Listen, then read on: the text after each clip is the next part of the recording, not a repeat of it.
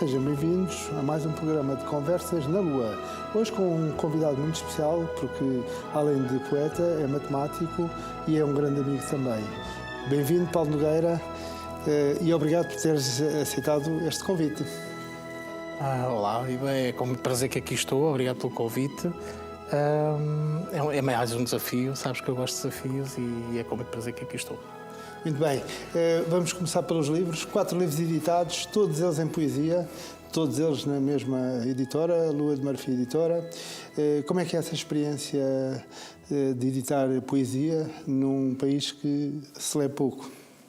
Faz-se porque se gosta, porque aconteceu assim, não há nenhuma razão especial. Acho que foi-se fazendo, foi-se construindo, aconteceu assim, não há... Não há outra razão? Não há outra razão. Não é para vender muito ou para ficar rico, ou porque gosto de fazer, é porque vou fazendo, é porque de vez em quando acontece e há o desafio de fazer os livros, apesar de talvez não seja o projeto mais rentoso, mais rendável do mundo, mas dá prazer. É com prazer, sim. Com prazer. Este último, ou mais recente livro, Obras Imperfeitas, porquê esse nome de Obras Imperfeitas? Porquê Obras Imperfeitas? Primeiro porque foi uma experiência de procurar um filão, não é? Um filão poético. Aconteceu no livro anterior que acho que encontrei um filão e me senti muito criativo e muito profícuo do ponto de vista da escrita. E no Obras Imperfeitas eu procurei vários filões e nenhum deles me pareceu completo. E aqui o imperfeito foi mais no sentido de etimológico, não é? O imperfeito vem de incompleto, não é? As obras não atingiram exatamente a perfeição, a completude que eu esperava delas, mas no entanto foi com prazer que fiz. Aqui é uma fotografia interessante com o Dr. Francisco Jorge, com quem eu trabalhei durante 7 anos, que fez o grande favor e me concedeu o privilégio de o ter a apresentar Obras Imperfeitas. Ele terá dito qualquer coisa do género: Obras Imperfeitas não será o melhor título, mas é com muito... acho que é o tal espírito criativo. Na altura, quando foi para a publicação do livro, oscilámos entre ser Obras Imperfeitas, que era um título que eu queria muito, ou A Arma é Amar, que é um dos sublivros, uma das ideias que está subjacente. Que eu por acaso preferia? Por acaso tu preferias, é verdade. Foi das poucas vezes que eu venci nesse capítulo.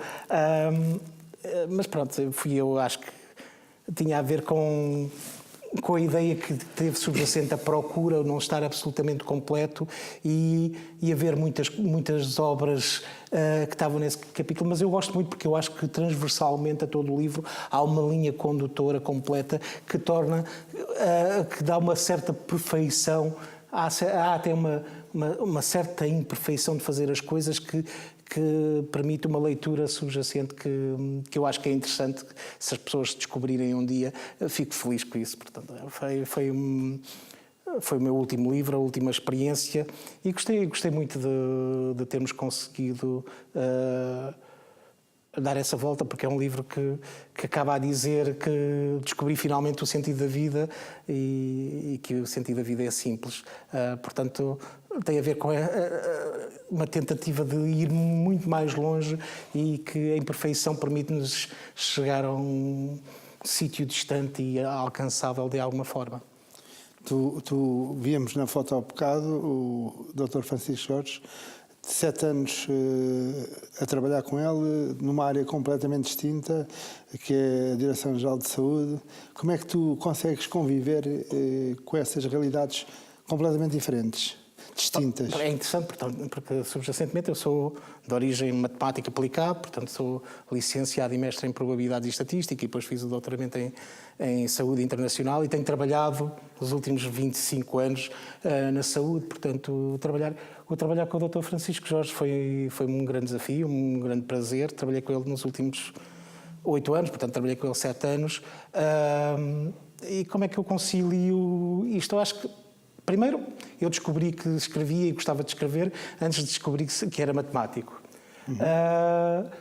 E eu, no fundo, é difícil explicar. Eu costumo dizer, estávamos aqui a brincar antes de começar, que para mim é tão estranho ser matemático como escrever poesia. Portanto, eu não me vejo exatamente na minha imagem como sendo um matemático e um poeta. Mas acontece que é isso que eu sou, de alguma forma.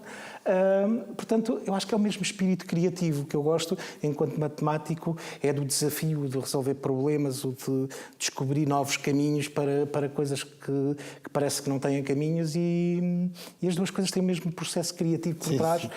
Pelo menos dentro de mim é assim que eu o vejo. Portanto, não vejo como coisas inconciliáveis, embora por vezes haja...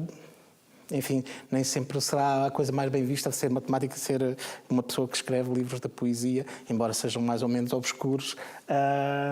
Nem sempre é visto como uma coisa que uma pessoa que é um diretor de serviços de informação e análise, ou que está muito embrenhado nas coisas da saúde e da informação deve fazer, mas não vejo, não faz parte daquilo que eu sou e do caminho que tracei e que vou seguindo. Acho que vou conseguindo ser eu próprio dentro desse espírito criativo que eu gosto de ter. Isso remete-nos ao anterior livro, que é justamente Comércio de Ilusões. A vida é uma ilusão? Tudo isto é um comércio de ilusões? Pronto, prende-se com a história que eu contei antes, que é...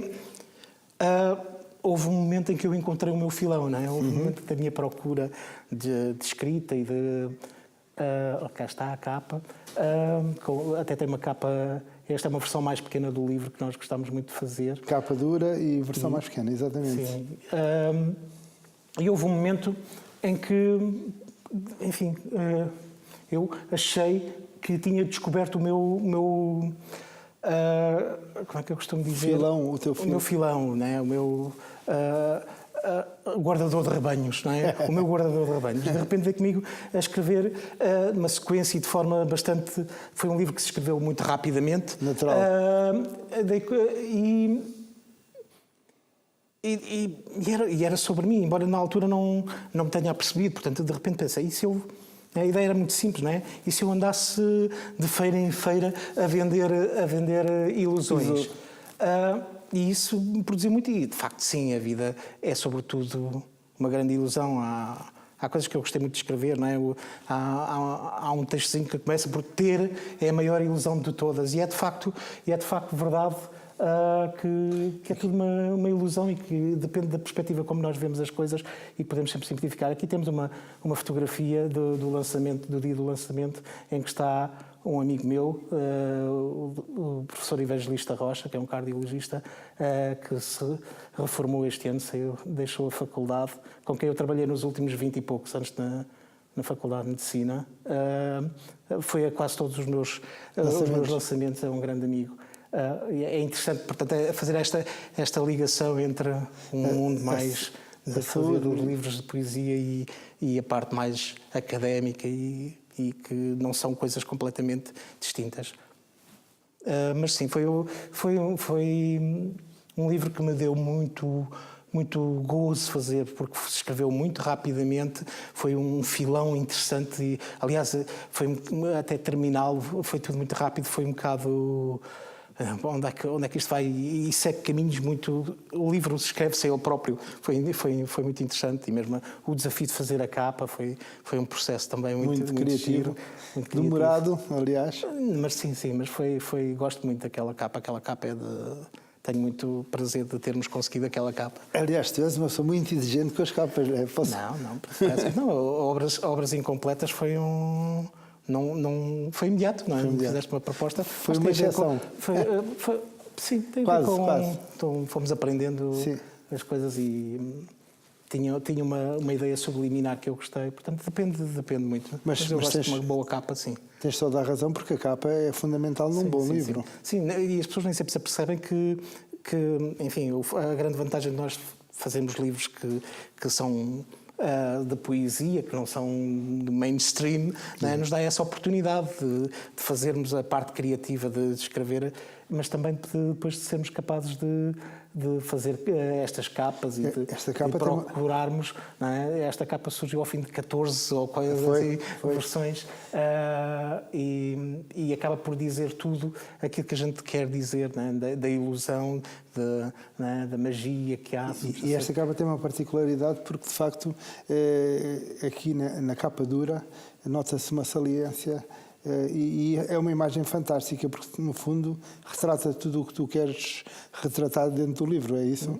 Porque há ali um mundo... O mundo todo, não é? Está dentro de uma bolha e o que está fora da bolha é completamente... Aqui é uma garrafa perdida no mar, não é? Tem também essa conotação. Foi excelente. O facto de termos... Até é difícil de acreditar o processo que nos levou a esta capa, mas tem a sua própria poesia. Foi um processo também quase tão delicioso como escrever o livro. Dá-te esse gosto também. O livro em todo em si. Sim. Este foi, não sei se será um dos melhores, mas é aquele como obra completa e que foi de fio a pavio. Dos 4 é de facto... Não sei se é o que eu gosto mais, mas foi de facto aquele que é a obra que me deu mais gozo. Sem dúvida. Isso é verdade. Tu temes que a tua poesia, de momento, não possa ser entendida? Porque, de facto, eu acredito que, enquanto editor, acredito que é preciso ser estudada a tua poesia, porque tem uma primeira capa que é fácil, mas depois tem muita coisa... Costuma-se dizer que descasca-se a tua poesia e temos sempre a encontrar coisas novas. Sentes isso ou foi propositado? Eu se calhar gostava, não sei se isso é absolutamente verdade, ou se calhar gostava que fosse exatamente assim. Não sei. Acho que sim. Sempre, desde que se escreve, sempre achei que devia ter uma segunda camada, não é? Ter um sentido conotativo qualquer. E depois não precisa ser imediatista, as pessoas não precisam gostar. Hoje, para mim, eu costumo dizer, um pouco a brincar e a justificar o facto de fazer estas coisas, que se alguém descobrir um destes livros daqui a 30 anos e disser há aqui qualquer coisa, estava cumprido o objetivo da forma como eu escrevo, estava cumprido. Não pretendo mais do que isso, não quero ser muito pretencioso ao escrever. Escrevo porque vem de dentro, porque vem da procura das ideias, e pronto, que tento ir um pouco mais longe, e também de um bocado de sentimento. Às vezes as pessoas veem-me como o matemático e não sei o quê, e que não tem um certo nível de sentimento. Sim, está cá. Há uma maneira que eu tenho de conjugar as duas coisas. O matemático a escrever poesia é uma coisa pouco vulgar. Se calhar é o contrário, se calhar é o poeta a fazer matemática, não sei, porque eu vejo sempre isso quando as pessoas entram nessa dualidade. Não, eu comecei por escrever, não é? Eu escrevia antes, portanto... mas aconteceu ser matemático de mainstream primeiro. Ser matemática, sou um probabilista e depois sou uma pessoa mais ligada à estatística, à informação, portanto são percursos, não é? No fundo há o mesmo tipo de análise e o mesmo tipo de informação. E pegando nessa deixa, vamos para o 2073, que foi um livro de poesia, o teu segundo livro de poesia. O 2073 também foi interessante, porque eu não estava à espera que saísse 2073, não estava à espera que saísse... Há editores. Há editores tramados. Há editores tramados. Tinha pensado que seria... cá está a capa. Tinha pensado que podia ser hoje, podia ser amor ou love, não sei o quê. Estava à espera que algo com 4 letras e de repente quando surge... 4 números. 4 números. Algarismos, mais concretamente. Sim, 2073. Mas faz sentido porque este livro fala muito do futuro, é verdade, embora não fosse essa a intenção original, não é? E fala também de uma coisa que eu gosto de falar aqui, além de uma certa Portugalidade, não é? Há um termo que eu tento inventar, que é uma coisa que eu também faço um pouco, não tentando se impor muito, de inventar um vocábulo aqui ou acolá. E há um pequeno poema, alguns, que diz futurância, não é? Exatamente. Aceitar sermos portugueses já, temos direito a tudo, e não sei o quê. Foi interessante porque já foi escrito em 2013, 2014. Este livro foi 2013 ou 14 para aí. E faz parte de uma coisa também. Foi a primeira vez que eu escrevi muito em direto para para o livro. Cá está uma lançamento. fotografia da apresentação do livro com o Cláudio Gil, que escreve bons livros. E o teu editor ao lado? Sim, que devem reconhecer ao lado. O culpado do título? E o Cláudio Gil, um bom amigo, e que fez uma apresentação excelente. Que agradeço. E grande músico também. Grande músico também, do XL Blues. E já agora também escreve muito bem. Então escreve muito bem, tem bons livros. Também publicados. Gostava de um dia conseguir escrever romances como ele. Portanto, 2073 fala de uma certa Portugalidade que depois se veio a confirmar um bocadinho e que anda por aí um bocadinho e que podemos ainda ser mais. E fala do futuro. E 2073 até acontece porquê? Porque um dia estava a ouvir um programa de televisão e fala do aniversário, acho que era o aniversário 64 do Manuel de Oliveira. E eu pensei, mas quando é que eu teria 104 anos? Né? Era em 2073. E então o texto sai-me fluentemente de uma panada. E pronto, e então quando o livro aparece e aproveita esse pequeno texto para dar o título a todo o livro, é como tudo, primeiro estranha-se um pouco, mas faz algum sentido nesta obra. Foi também um passo importante dar o segundo livro, não é? Portanto, que apanha um bocadinho é um pouco parecido com o primeiro, mas que vai mais longe porque aproveita muita coisa escrita também de forma bastante rápida na altura, na época. Portanto, Nunca esperei ter um segundo livro e foi interessante. E então demos um salto diferente e com um título arrojado, o que é interessante. Neste caso, então, agora passaremos ao primeiro, que é Alma em Fogo, que é um primeiro livro, é sempre diferente. Primeiro porque é a primeira experiência, depois porque acaba por ser uma conjugação de fatores, ou seja, de poemas, e muitos deles que seriam supostamente letras de música. Sim, portanto, esse era portanto, de onde é que começa? Porque é que estes livros existem? Porque é que um certo poeta, Paulo Nogueira, existe? Porque havia uma grande ambição, cá está a capa do Alma em Fogo, que eu na altura não gostei muito, mas hoje reconheço que é uma boa capa. Mas, como eu estava a dizer, comecei por escrever e quando éramos jovens, até acho que tenho uma fotografia para vos mostrar de um colega, gostávamos muito de fazer canções e músicas e queríamos ser música, aquela coisa de sermos jovens, não é? E foi escrevendo e então era melhor a escrever as letras das canções do que a fazer música. Músico, sempre fui músico sofrível e nunca não fui, embora tenha tido um ou outro projeto que tenha andado, porque enfim, eu fazia questão de coisa, apesar de tocar de forma um bocadinho difícil, as coisas andavam um bocadinho, mas incentivaram-me a escrever, não é? Portanto... Tinhas mais veia para a escrita do que para a música. Sim, claramente. E enfim, também me sentia apoiado por isso, porque às vezes aqui temos a apresentação do Alma em Fogo, com a Inês Ramos, Inês Ramos, já agora, que é a pessoa que fez responsável pelas capas todas. Sofreu um bocadinho. E tem sofrido. Um beijinho para a Inês, que ela é fantástica. Fantástica. Atualmente em Cabo Verde, a trabalhar em Cabo Verde, mas que continua a colaborar com a editora e a fazer estas capas fantásticas. E depois o teu editor, pois, o culpado disto tudo. O tal malandro. Não, e o que é que é de diferente no Alma em Fogo? Porque vai buscar coisas que eu fui escrevendo ao longo de, se bem me lembro na altura, 27 anos. Portanto, tem coisas que desde uma altura que eu tinha 15, 16 anos até 43 ou coisa assim, portanto é muito abrangente. Eu próprio não sabia muito bem o que é que ia sair dali quando eu passo o meu acervo, o conjunto de coisas que tenho, que a certa altura até tive perdido, não é? Consegui recuperá-lo, porque uma vez pus numa versão inicial da Cloud, uma coisa muito antiga, e durante muito tempo não sabia bem onde é que estavam os textos, e um dia consegui recuperá-los, e foi isso que me levou a entregar a uma potencial editora.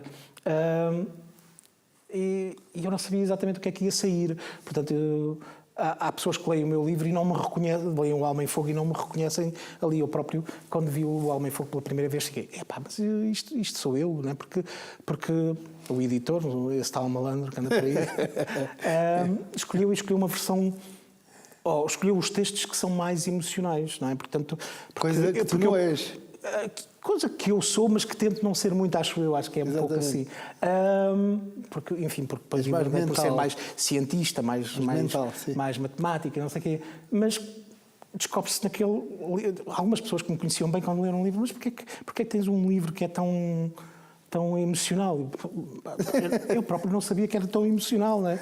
Portanto, foi surpreendente, não? O primeiro livro, Alma em Fogo, foi surpreendente. E o próprio título, porque eu lembro-me claramente de escrever Alma em Fogo para uma canção em 1986 e ter achado que era um caso perdido, não é? Falhei completamente. Mas depois o que dá a vida... Quem diria? O que dá a vida ao texto é que o que falhou foi a segunda parte. Não é? A tentativa de fazer uma canção com parte, mas o que era excelente era a primeira parte e é essa que é recuperada no livro e que faz com que tudo isto faça sentido. E gostei muito do título porque tem muito a ver com aquela que foi a minha vivência enquanto jovem, não é? Da procura, de não estar satisfeito, de querer ir mais longe, tinha mesmo a alma em fogo, acho que... Foi bem apanhado. Na altura era uma procura de ter um bom título e procurar uma boa canção, se é que alguma vez fizemos alguma boa canção. Pronto, e acabou por resultar mais tarde, já não sei, 30 e tal anos depois, não chegou a ser 30 anos depois, mas pronto, foi interessante. Primeiro revelou-me que era possível ter um registro mais emocional, não é? Que eu tinha feito aquilo, mas como aquilo resulta de uma escolha de muitas coisas que tinham sido escritas ao longo de 27 anos, o facto de serem muito emocionais e de serem mais simples e acabou por ser uma descoberta para mim também, um condicionamento para aquilo que fui fazendo depois, porque até tem um poema que eu acho que na altura que eu achei que era o último poema que eu alguma vez faria, não sabia. Portanto, durante muito tempo nem sequer escrevi, nem pensei nisso, que é Ergue-se a Fênix, não é? Morre o homem já há muito moribundo. Eu pensei durante vários anos que ia ser o último e que não ia escrever mais, porque não fazia sentido continuar a escrever. E de repente, não é? Este livro vem abrir essa porta e dizer, afinal pode escrever muito mais. E saíram 3 livros a seguir. Falar sobre o futuro em 2073, falar sobre a ilusão que é a vida, não é? No comércio de ilusões. E depois obras incompletas na procura dos vários filões, de tentar fazer um bocadinho de haiku, tentar fazer um bocadinho de várias obras, por isso é que se chama obras, não existe, é como se fossem vários pequeninos livros, e depois da procura do sentido da vida, da importância de que a arma é amar, não há outras armas, por mais que se pense nisso, não há outras armas.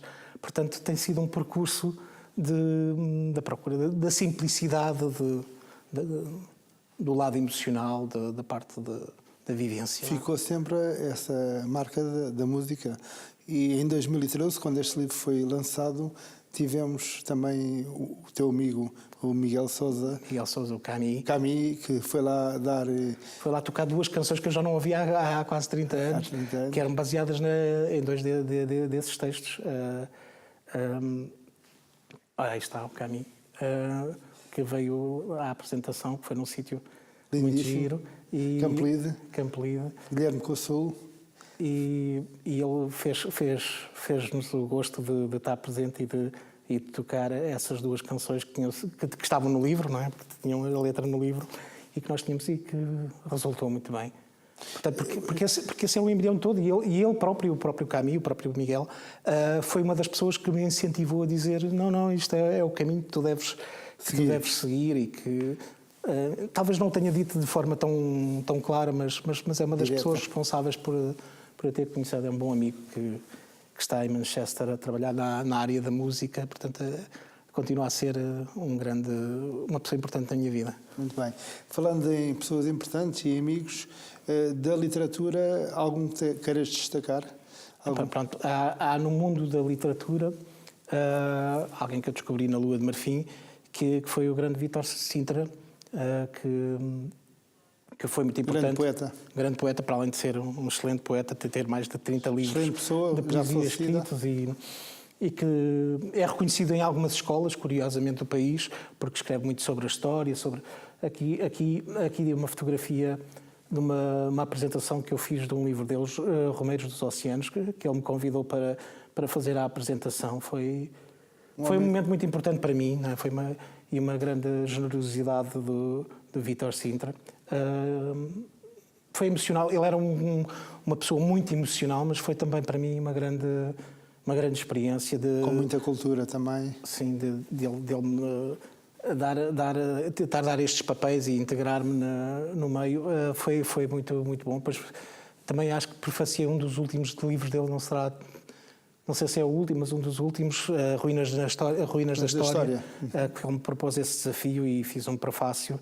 Também me deu muito gosto fazer, que gostei muito. E para mim, o Vítor Sintra, no coração, foi, em termos deste meio dos poetas, foi um dos grandes poetas que eu conheci, se não o maior, e tive o prazer de estar com ele, de conviver com ele, e agora que partiu temos alguma saudade dele, porque ele é de facto fantástico. Olha, nada melhor para fechar o programa. Paulo, obrigadíssimo, obrigado. Paulo, é sempre um prazer. Obrigado. Comigo. E ficamos por aqui, até à próxima semana, com outro convidado, e esperamos que tenham gostado. Em nome da Sporting TV, obrigado por ter estado desse lado.